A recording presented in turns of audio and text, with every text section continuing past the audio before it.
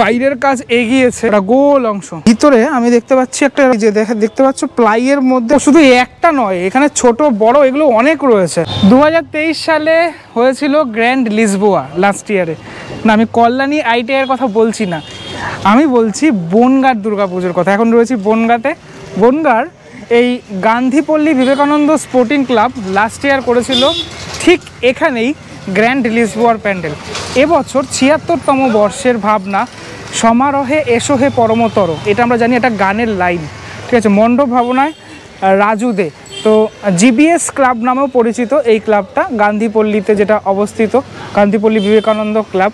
প্রথমে আমি ওর কাছে যেটা জানতে চাইবো, ও আমাকে টোটাল বনগাঁর গাইড করে ঘোরাচ্ছে। এই জায়গাটাতে আসার জন্য কীভাবে আসতে হবে একটু স্বল্পভাবে বলে যাও। হ্যাঁ, আপনারা স্টেশন থেকে আসলেই রামনগর রোড ধরে সোজা চলে আসলেই আপনারা যশোর রোড ক্রস করলেই দেখতে পাবেন হচ্ছে গান্ধীপল্লীর লাইটিং, সেখান দিয়ে চলে আসবেন। দিনের বেলা যে কোনো টোটো বা অটো আপনাকে নামিয়ে দিতে পারে, কিন্তু রাত্রেবেলা আপনাকে পায়ে হেঁটেই আসতে হবে। আর যদি চাকদা রোড দিয়ে আসেন তাহলে আপনাকে চাকদা রোড দিয়ে আসতে গেলে একটু ঘুরে যশোর রোড হয়ে এদের লাইটিং দেখে আসতে হবে, অথবা পিছনে আছে গান্ধীপল্লী পাড়া, সেখান দিয়ে আপনারা যদি রাস্তা চিনতে পারেন বা পরিচিত কেউ থাকে তার মারফতে আপনারা আসতে পারবেন। নয়তো আপনারা যশোর রোড থেকে সোজা যদি কলকাতার দিকে যান তাহলেই আপনারা ডান দিকে এদের লাইটিং দেখতে পেয়ে সব কিছু পাওয়া যাবে। চলো তাহলে এবার দেখা যাক মণ্ডপ, এই সমারোহে এসো হে পরমতর, এই যে টোটাল যে মণ্ডপটা আমি দেখতে পাচ্ছি আপাতত বাঁশের যে স্ট্রাকচার, সেই স্ট্রাকচারে কিন্তু এইরকমভাবে একটা রেডি হয়েছে, মানে ত্রিভুজ, কিন্তু ত্রিভুজ নয়, ওপরের অংশটা কিন্তু এরকম গোলাকৃতি টাইপের, ঠিক আছে, মানে অর্ধ চন্দ্রাকার, যদি চাঁদটাকে এরকম করে দেওয়া হয় সেরকমটা, মানে চাঁদার মতো আর কি ব্যাপারটা। তো আপাতত এই অবধি তোমার বাইরের কাজ এগিয়েছে। এবার দেখাবো বেশ কিছু জিনিসপত্র যেগুলো ইনস্টল হবে এখানে। এখানে একটা জিনিস একটা দেখতে পাচ্ছি আমি, যেটা তৈরি হচ্ছে একটা গোলাকার কিছু, ঠিক আছে। এটা মণ্ডপের ভিতরের অংশে মেবি এটা ব্যবহার হবে, একটা গোল অংশ দেখতে পাচ্ছ, ওইদিকেও রয়েছে একটা, আর এর নিচে কিন্তু জল রয়েছে, ঠিক আছে। মানে এই জায়গাটাতে ফোয়ারার মানে জন্য কিন্তু ব্যবহার করা হবে, দুই সাইডটাতেই এরকম। ধীরে ধীরে একটুখানি ভিতরের অংশটাতে আমি চলে যাবো, ভিতরটা কতটুকু রেডি হয়েছে সেটা দেখবো। এই জায়গাটা একদম মানে প্রাইম লোকেশন একদম বলা যেতে পারে, মেন রোডের একদম পাশেই, যেহেতু একদম কাদায় প্যাচ করা আর রাস্তা। কারণ একটু আগেও আমি যখন আসছিলাম এখানে বৃষ্টি হচ্ছিল। মেনলি যে এন্ট্রি পয়েন্ট সেটা হচ্ছে এটা থাকছে, মানুষজনের যে এন্ট্রি থাকছে সেটা এটা থাকছে। ভিতরে আমি দেখতে পাচ্ছি একটা এরকম, এই যেটা আমি দেখালাম বাইরে যে গোলাকার অংশটা, ভিতরে একটা এরকম গোল অংশ রয়েছে, যেটা তো মনে হয় একদম টপে চলে যাবে, ঠিক আছে। এটা দেখেই বোঝা যাচ্ছে এরকম একটা টপে চলে যাবে এটা। আর যে বিষয়গুলো থাকবে সেগুলো এই যে দেখতে পাচ্ছ প্লাইয়ের মধ্যে এরকম নকশা করা, ঠিক আছে। এগুলো হচ্ছে মণ্ডপের অংশগুলো, যেগুলো বিভিন্ন জায়গাতে এরকম প্লেসমেন্ট করা হবে। হ্যাঁ, এই দেওয়ালগুলোতে পুরোপুরি থাকবে, এই উঁচু দেওয়াল দেখতে পাচ্ছ পুরোপুরি প্লাইয়ের কাজ হয়েছে, সেই প্লাইয়ের কাজগুলোতে থাকছে এই জিনিসগুলো। এই কাটিংগুলো বেশ ভালো লাগছে কিন্তু দেখতে। হ্যাঁ, তো এগুলো অনেক রয়েছে এখানে, শুধু একটা নয়, দুটো নয়, এগুলো কিন্তু অনেক সারিবদ্ধভাবে এখানে লাইন দিয়ে দাঁড় করানো রয়েছে। আপাতত আমি এই নিচ থেকে যাচ্ছি মাথা নিচু করে, কারণ এটা ঠেকনা দেওয়া রয়েছে এই বাঁশের মাধ্যমে। দুটো এখানে দেখতে পাচ্ছি আমি, এই একটা দেখলাম যেটা, আর একটা দেখছি এই একটা, ঠিক আছে, যেগুলো ওপরে উঠে যাচ্ছে এগুলো, মানে এই জিনিসটা একটু ওপর থেকে দেখতে, ব্যাপারটা এরকম। এটা ওপর থেকে তো মানুষ দেখতে পাবে না, মেনলি নিচের অংশটাতে থাকবে হচ্ছে লাইটটা।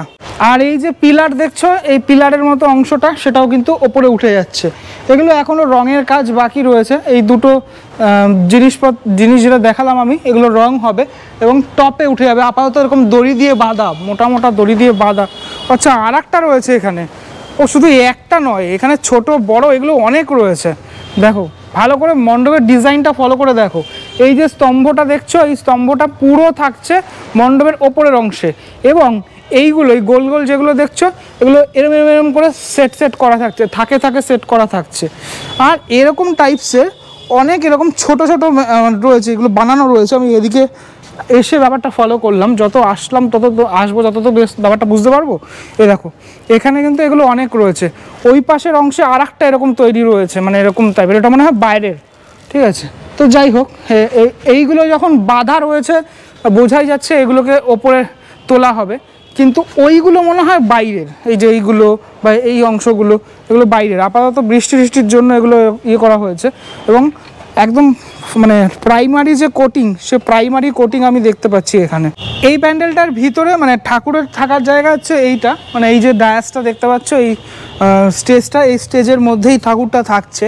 প্রতি বছরই এরকমটাই থাকে। আমি গত বছর যখন আমি এসেছিলাম তখন কাজ হচ্ছিল, বেশ জোর কদমে কাজ হচ্ছিল, কিন্তু পুজোর সময় আর আসা সম্ভব হয়নি। এই জিনিসগুলো যখন পুরোপুরি সেট করা থাকবে তখন বেশ ভালো লাগবে, মানে দেখতে যখন ভালো লাগবে। টোটাল এই দেওয়ালগুলোতে কিন্তু এগুলো থাকছে। এই হচ্ছে এক্সিট, ঠিক আছে, ওইদিকে গেট, আর একটা সম্ভবত ওদিকে হবে, দুটো এক্সিট থাকছে এই মণ্ডপের। ও যেহেতু এলাকার ছেলে, এই মণ্ডপ সম্পর্কে মানে ওর থেকে জানবো, বলো। এই মণ্ডপ এদের এবার ৭৬তম বর্ষ।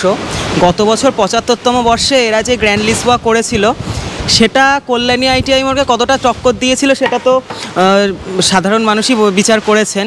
কিন্তু যেটা সবথেকে বড় বিষয়, এরা কিন্তু সেই গত বছর যে একটা বড় কিছু করেছে, করে থেমে গেছে সেরকম কিছু নয়।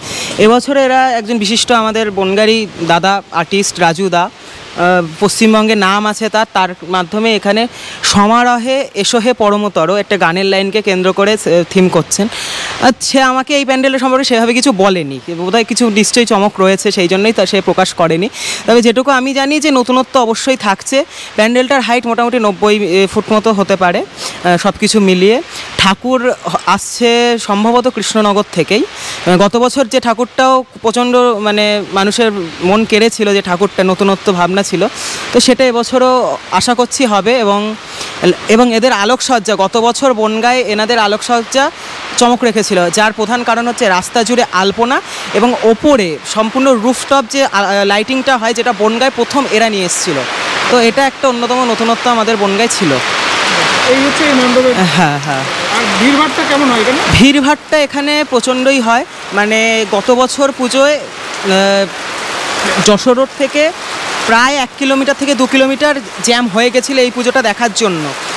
এবং এদের যেহেতু পাড়ার মধ্যে ভিড়, তাই রাস্তায় মানে লাইন একটু কষ্ট এবং সময়টাও অনেকটা লাগতে পারে লাইন দিলে। কিন্তু যে এদের ভলেন্টিয়ার্স প্লাস প্রশাসন যথেষ্ট তৎপর থাকেন এবং আপনাদের সুবিধা করে দেবেন যে আপনারা সুষ্ঠুভাবে ঠাকুর দেখবেন। এবং এদের যেটা সবথেকে বড় ব্যাপার, দুটো বড় এক্সিট গেট থাকে। তো আপনারা এখানে ঠাকুর দেখতে এসে যে খুব যে ভিড়ের চাপ পড়বে সেটা নয়, পিছনে অনেকটাই জায়গা আছে এবং ঠিকঠাকভাবে আপনারা বেরিয়ে যেতে পারবেন ঠাকুর সুষ্ঠুভাবে দেখে। এবং এনারা খুবই কোঅপারেটিভ হয়, যে আপনারা ঠাকুর দেখবেন, ঠাকুরের ছবি তুলবেন, ঠাকুরের সাথে সময় কাটাবেন, আপনাদের মনস্কামনা জানাবেন, তবেই আপনারা এখান থেকে অনেকটাই জায়গা জুড়ে পুজোটা হয়। তো আপনারা আশা করছি এই পুজোটা এবছরও একটা বড় চমক দেখাবেই। তুমি তো কলকাতার পুজো দেখো, এই পুজো বনগাঁর পুজো দেখো। হ্যাঁ, কলকাতার পুজোর থেকে আলাদা কি আছে? বনগাঁয় মানুষ কেন আসবে? আচ্ছা, বনগাঁয় মানুষ কেন আসবে কলকাতার পুজোর থেকে, এটা একটা ভালো প্রশ্ন। কলকাতার পুজোর সাথে আমি কখনোই বনগাঁর পুজোর তুলনা করব না। কলকাতার পুজো অনেক বিগ বাজেট পুজো হয়, অনেক বড় নামী শিল্পী, অনেক কিছু সেখানে জুড়ে থাকে। কিন্তু বনগাঁর পুজো একটা টান আছে, মাটির টান, যেটা কলকাতার পুজোয় আমি নিজে গিয়ে কতটা পেয়েছি বলতে পারবো না, বা আমি হয়তো এখানকার ছেলে বলে। মানে আপনারা এখানে যেরকম থিম পাবেন, বড় বড় থিম পাবেন, বড় বাজেটের ঠাকুর পাবেন, থিম পাবেন, লাইটিং পাবেন, তার সাথে যে পাড়ার আড্ডাগুলো, পাড়ার যে বাচ্চারা খেলে বেড়ায়, বা পাড়ার মায়েরা যে পুজোর সময় অঞ্জলি সাদা শাড়ি লাল পাড় শাড়ি পরে আসেন, ক্লাবের মেম্বাররা যারা, তারা যেভাবে আনন্দ করেন পুজো, সেই পুরোটাই পাবেন। মানে অনেকটা এখনও অবধি এটা আমাদের পাড়ার পুজো, মানে বনগাঁর যতগুলো বড় পুজো আছে সবকটাই কিন্তু পাড়ার পুজো হিসেবেই থেকে গেছে। কলকাতার আপনারা ম্যাক্সিমাম বড় বড় পুজোগুলোই আপনারা জানেনই যে সেই পুজোটা কারা করছে, মানে তাদের পিছনে কারা আছে, ক্লাবের মেম্বার কারা। কিন্তু এখানে আপনারা সব কিছু পাবেন তাদেরকে, তারা আপনাদের সাথে কথা বলবে, তারা আপনাদের রিভিউ নেবে। আপনারা টিভিতে হয়তো কলকাতার পুজোয় দেখতে পান যে বড় বড় আর্টিস্ট আছে, বড় বড় শিল্পী আছে, বড় বড় জায়গা থেকে প্রতিমা লাইটিং আসছে, কিন্তু আপনারা জানেন না যে সেই পাড়ায় কারা থাকে। কিন্তু আপনারা এখানে আসবেন, আপনারা দেখবেন পাড়ার যে মা কাকিমা, তারা আপনাদেরকে প্রসাদ দেবে। এবং যেটা সবথেকে বড় কথা, আমরা এখানে যত বড়ই পুজো করি না কেন, অষ্টমী, নবমী, দশমীর দিন আপনারা পুজোর সময় আসলে কেউ প্রসাদ না পেয়ে যায় না। ছোট পুজো হোক, বড় পুজো হোক, প্রত্যেকে এখান থেকে প্রসাদ পেয়ে যান। মানে আন্তরিকতা অনেক বেশি। এবং হ্যাঁ, এটা অবশ্যই বনগাঁর পুজোর বাজেট কখনোই কলকাতার মতো নয়। এখানে অত স্পন্সার আসে না। এখানকার মফস্বলের পুজো, কিন্তু মফস্বল হলেও এখানে যেভাবে শৈল্পিক নৈপুণ্যতা ফুটে ওঠে এবং এখানকার শিল্পীরা যে কোনো কোনো অংশে কলকাতার মানুষের কলকাতার শিল্পীদের থেকে কম নয় সেটা বারংবার প্রমাণিত হয়েছে। এবং বহু মানে কলকাতার কম্পিটিশনে হয়তো আমাদের জেলার পুজোগুলো যায় না, কিন্তু জেলার মধ্যে বনগাঁর এই পুজো বা আরও যে সমস্ত পুজোগুলো রয়েছে বড় বড়, তারা প্রতি বছরই প্রথম দ্বিতীয় তৃতীয় স্থান অন্তত দুটো মানে তিনটের মধ্যে একটা স্থান তারা দখল করে রাখবেই সবকটা বিষয়। তো এটা আমি বনগাঁবাসীর তরফ থেকে একটাই কথা বলবো যে পুজোয় আপনারা আসুন বনগাঁয় এবং বনগাঁর পুজোকে উপভোগ করুন। এখানে আপনারা মানে মনে হবে আপনারা যে যদি বাইরের থেকেও আসেন আপনার মনে হবে না আপনি আপনার এলাকা ছেড়ে এসেছেন, আপনার মনে হবে আপনি আপনার পাড়াতেই কোথাও ঠাকুর দেখতে এসেছেন বা সেখানেই হয়তো কোনো নতুন পুজো হয়েছে। অতএব এই পুরো বিষয়গুলো যখন তৈরি হয়ে যাবে, মানে এখানে তো লাইটিংটা সেট থাকবে আপাতত, তখন কিন্তু ব্যাপারটা দেখতে একদম আলাদা রাখবে। আমি একটু দেখার চেষ্টা করব এই মাঝখানটা কি, মাঝখানটা এরকম ফাঁকা, ঠিক আছে, এই অংশটা এরকম ফাঁকা রয়েছে। এই টোটাল এই যে প্লাইয়ের কাজগুলো যখন তৈরি হয়ে যাবে তখনই দেখার বিষয় ব্যাপারটা কেমন থাকবে। এবং হাইটটা, প্যান্ডেলের ভিতরে হাইটটাও কিন্তু অনেকটা, আমি একটু সারাউন্ডিংস অংশটা দেখালে বিষয়টা দাঁড়ায় ঠিক এরকমটা। তো বনগাঁর এই গান্ধীপল্লী বিবেকানন্দ ক্লাবের যে পুজোটা, সেটা কারা কারা দেখে থাকো, বনগাঁয় যদি থাকো তাহলে তুমি সেটা আমাকে অবশ্যই জানিও। আপাতত বাইরে পড়ছে বৃষ্টি, তাই জন্য এখানেই মানে একটুখানি থাকতে হবে, তারপর বৃষ্টিটা কমলে তারপর আবার যাব নেক্সট আর একটা মণ্ডপে। পরবর্তী ব্লগে দেখা হচ্ছে খুব শীঘ্রই, ততক্ষণের জন্য বিরতি নেবো। ভালো দেখো সবাই, টাটা।